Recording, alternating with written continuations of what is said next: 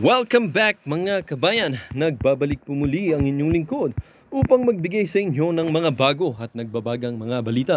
Tila ba naging mainit na usapin ang isyong ito sa mundo ng social media? Ibinulgar ni Congressman Rodante Marcoleta ang umano'y tiwaling sabwatan na sa pagitan ni Secretary Benjamin Abalos ng Department of the Interior and Local Government or ng DILG, General Edgar Marbil at General Rene Torre na kilala rin bilang isang si General Diwata. Ayon kay Marcoleta, ang tatlong opisyal ay sangkot sa isang malalim na katiwalian na nagdudulot ng malaking pinsala sa pamahalaan at sa mga mamamayang Pilipino. Sa isang pahayag na ibinigay sa isang press conference, ipinakita ni Marcoleta ang mga ebidensyang mag-uugnay sa mga opisyal sa iba't ibang iligal na aktibidad, kabilang ng umano'y malawakang smuggling at katiwalian sa mga proyekto ng gobyerno. Ayon sa kanya, ang mga transaksyong ito ay protektado ng ilang matataas na opisyal ng pamahalaan. Isa sa mga kontrobersyang isiniwalat ni Marcoleta ang umano'y pakikipagsabwatan ni na Secretary Abalos at mga general sa pagpapalabas ng mga kontratang pabor sa ilang mga kumpanya na nag-uugnay sa mga kilalang personalidad sa negosyo. Ayon kay Marcoleta, malaki ang naging papel ng tatlo sa paglaganap ng mga iligal na aktibidad na ito.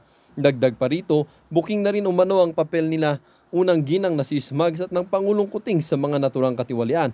Ayon kay Marcoleta, may mga ebidensya rin siya na nagpapakita ng kanilang pagkakasangkot sa mga kasunduan na nagbigay daan sa malawakang smuggling sa bansa. Aniya, ang mga nasabing opisyal ay nagkukunwaring nagtatrabaho para sa bayan, ngunit sa likod ng kanilang mga ngiti ay ang masamang balak laban sa interes ng publiko.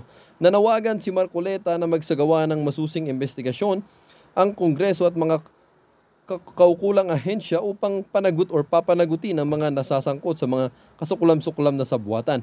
Naninindigan siyang hindi titigil hanggat hindi nakulong ang mga responsable at naibabalik ang katarungan para sa sambayan ng Pilipino. Hindi pa nagbibigay ng opisyal na pahayag sina Secretary Abalos, General Marbil at General Torre hingil sa mga aligasyon ni Marcoleta. Samantala, nananatiling tahimik din ang palasyo ukol sa isyong ito. Magiging interesante ang susunod na mga araw habang hinihintay ang taong bayan ang mga magiging hakbang ng mga ahensya ng gobyerno sa isyong ito. Tuloy ang pagtutok ng sambayanan sa mga susunod na kaganapan at kung paano mapapanagot ang mga nasa likod ng umano'y di umano'y katiwalang ito. Well, para nga sa buong impormasyon ay panoorin na lamang ang buong video. At kung bago pa lamang sa ating channel ay huwag kakalimutang mag-subscribe, pindutin ang notification bell at piliin ang all upang laging maging updated sa mga bago at nagbabagang mga balita. At sa mga solid viewers naman natin dyan ay maraming salamat naman ho sa patuloy na pagtangkilik sa ating channel. Tuloy-tuloy lang po ang laban para sa katotohanan at para na rin sa kinabukasan ng ating pinakamamahal na bansang Pilipinas. Duterte, no? Actually, matagal na to, no? Yung Duterte. Narinig natin yan noong 2022, no? Yung gusto natin patakbuhin si Sara Duterte na presidente. At ako personally, yung hinahabol ko kasi yung sayang no? Yung mga regional votes. Strategic, yung geopolitics, no? Yung kinakailangan marunong ka rin ng pamumulitika gamit yung mga ano. Kasi BP Sara, malakas siya sa Visayas at Mindanao, no? So kung kulang na kulang sa Luzon, di ba? Para makatiyak talaga, ako yun yung paniniwala ko. Pero syempre, kung pwede pa si Tatay Digong, wala naman pong problema ron dahil pambuong Pilipinas po yung kasikatan ni Tatay Digong. Sa mga nagsasabi po na pwede ba yan? Nagawa na po nila sa ano yan? Nagawa na po nila yan sa Davao, di ba? Sara Duterte Mayor, Tatay Digong yung vice at vice versa, no? Kung hindi ako nagkakamali. Ambot Buraot ang pangalan.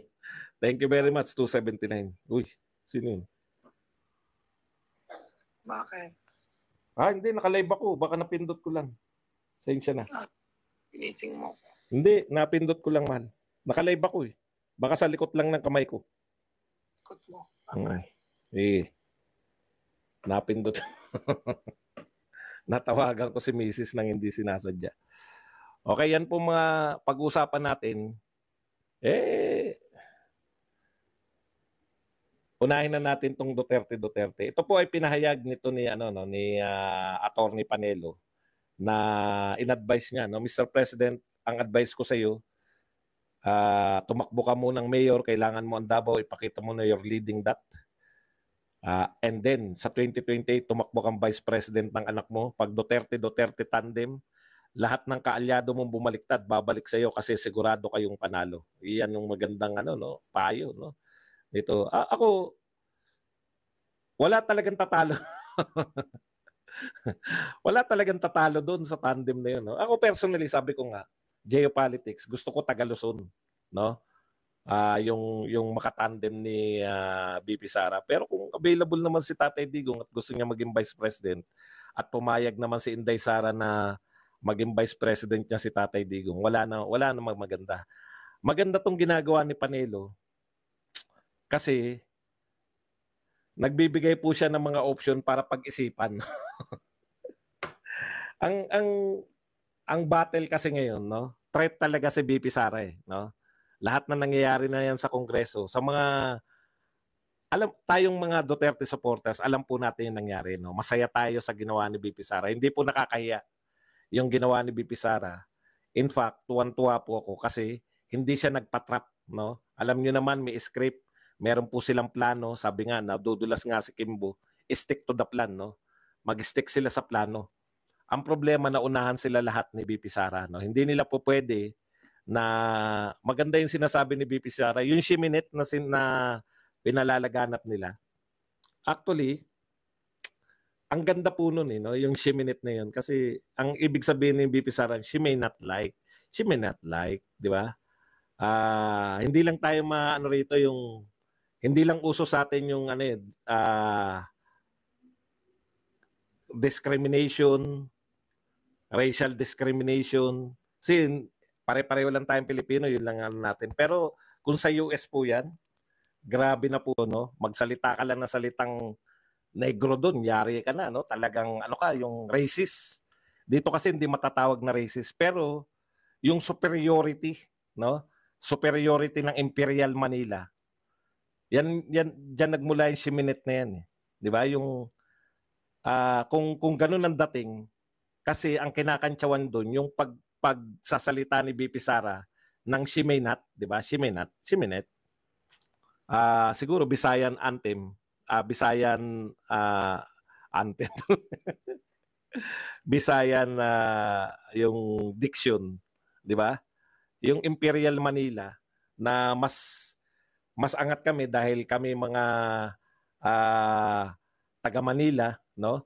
Mas angat kami sa inyo dahil yung salita nyo ay salita yan ng mga katulong, salita. Ganyan yun eh.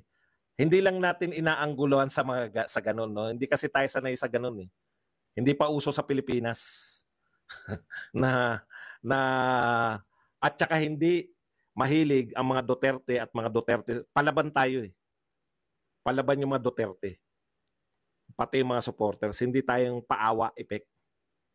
Hindi tayo paawa effect. Okay. Napag-uusapan yung shiminit na yan.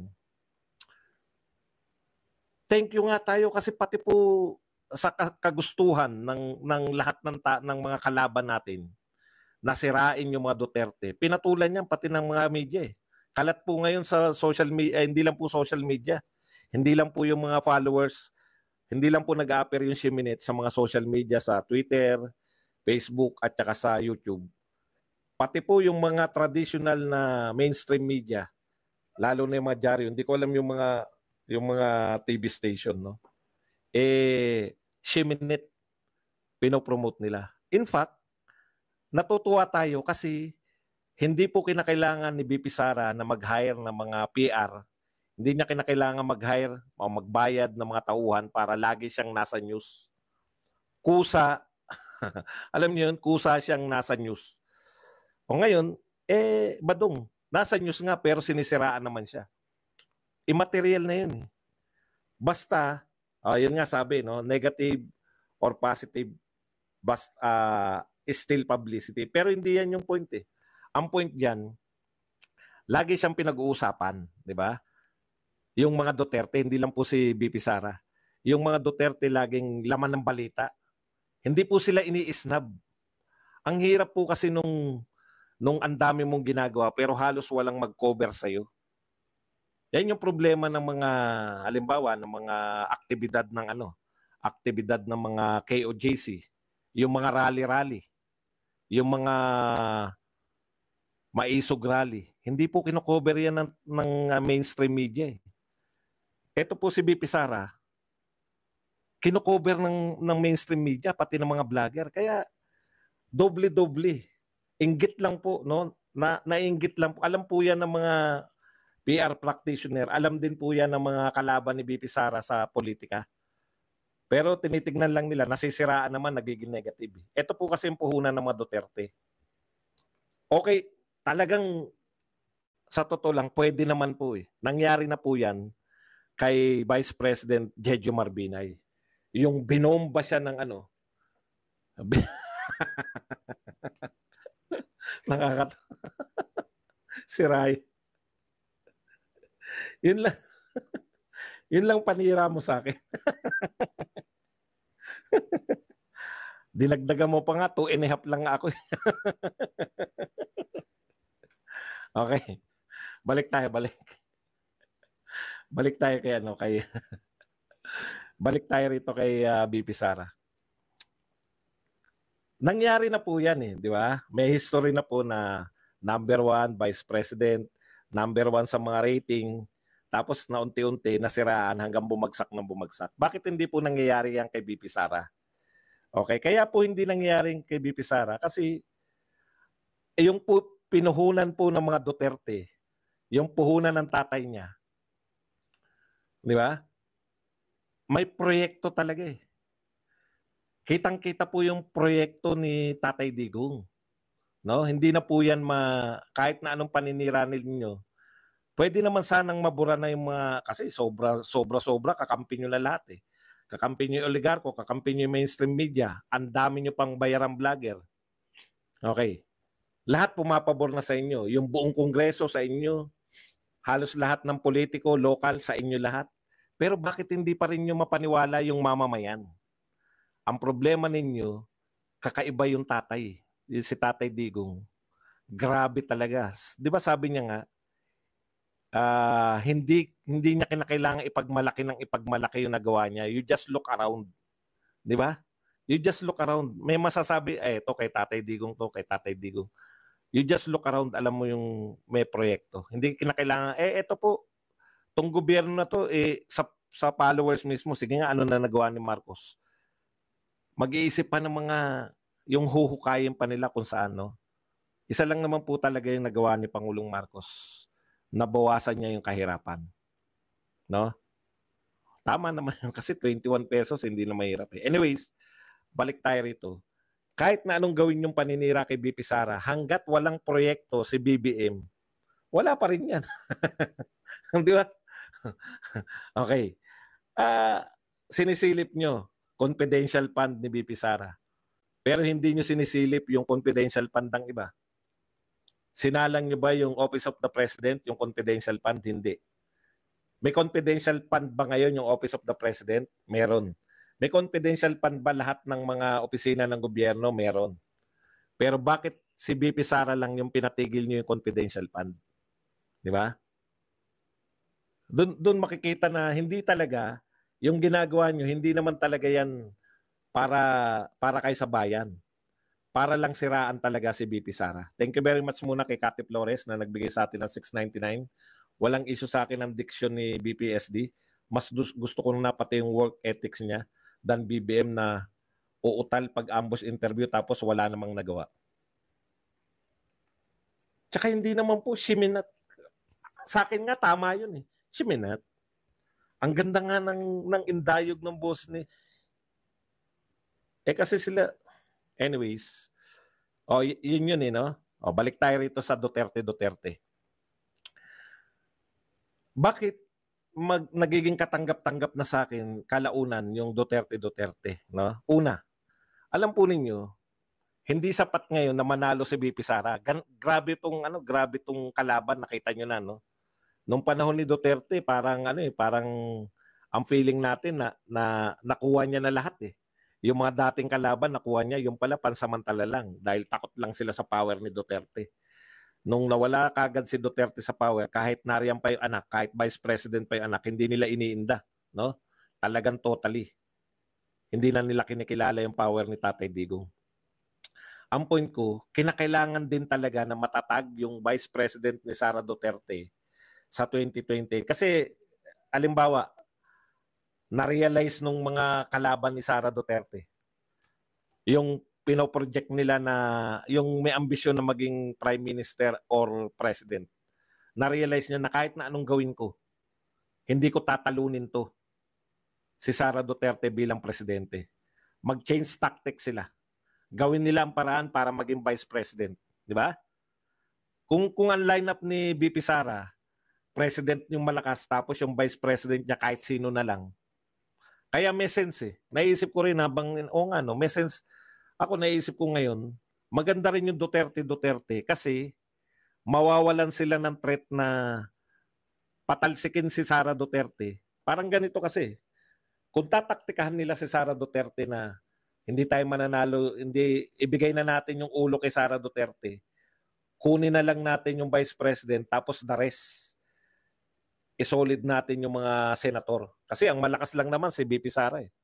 Yun yung isipin nila. Kaya, tapos, tsaka natin i-impeach. Eh di yung nag-vice president, kung magba-vice president lang yung nag-ambisyon, dun yung way niya. No? Mag-vice president ka muna dahil hindi mo naman kayang talunin si Sara Duterte na presidente.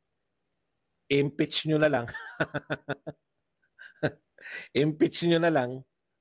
Kunin mo na lang yung suporta ng mga senador at mga congressman.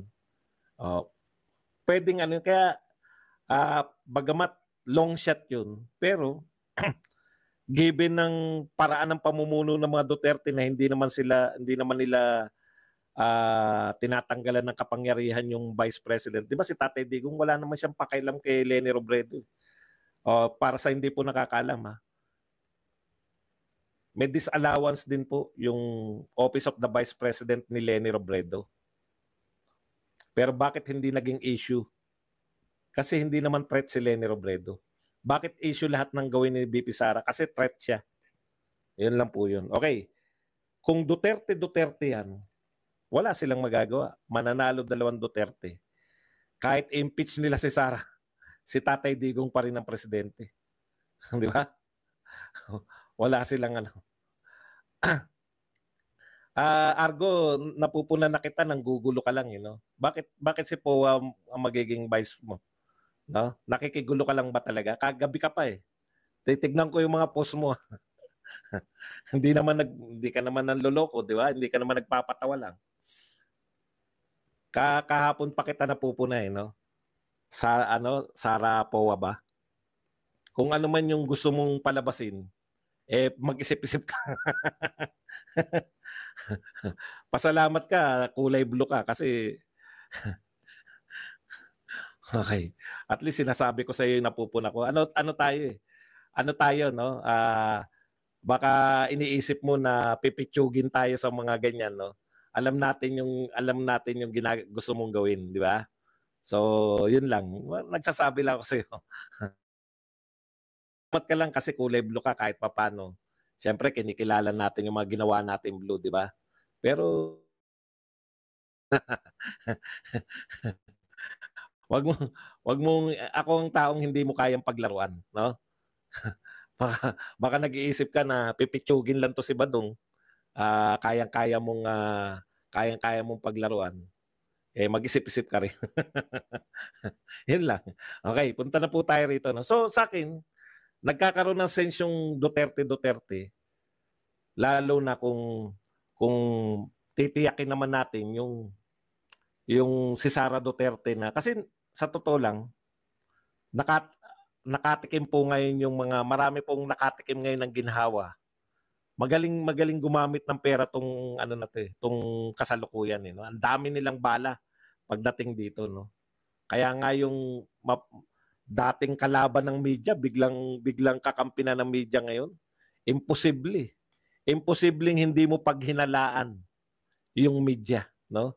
Imposibleng hindi mo paghinalaan dahil nung eleksyon lang, grabe yung atake nyo kay, kay Marcos eh. Meron pong marunong, no? Meron pong nakakaalam kung paano po paamuhin yung media. Alam nyo na yun. Magkano, paano kaya? Sino kaya? Magkano kaya? Pwede ring magkano kaya?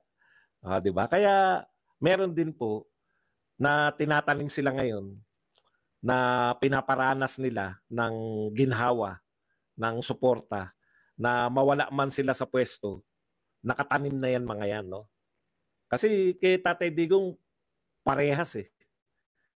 Lahat ng militar, lahat ng pulis, talagang pare-parehas yung tingin niya na eto, pili eh.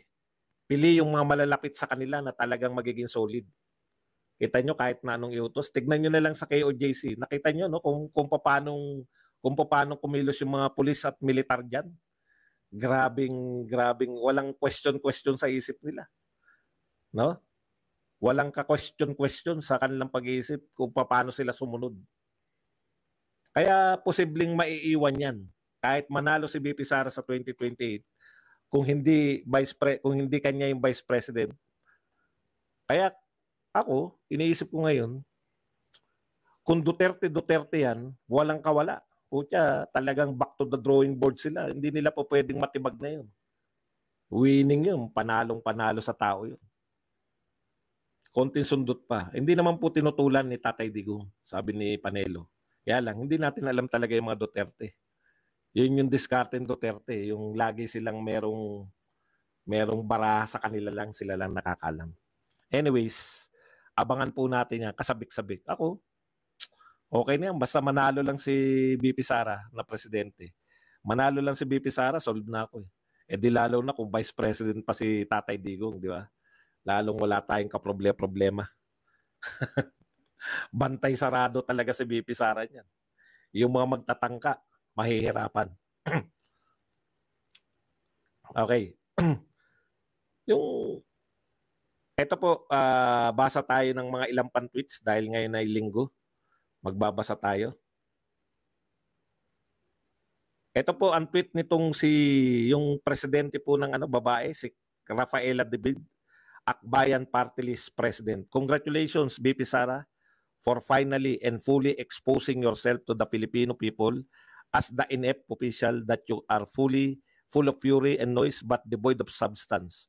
Puro angas pero walang talas. Pambobong mga argumento no? Yung nangyari daw, panay angas lang si BP Sara pero walang talas. Ang talas nga eh. Bilib na bilib nga kami kay BP Sara eh. Ewan ko kung paano nila binabasa, no? Kasi may plano, alam ng lahat ng tao na may plano yung mga congressman. Alam natin lahat na didikdikin nila, ipapahiya nila si BP Sara.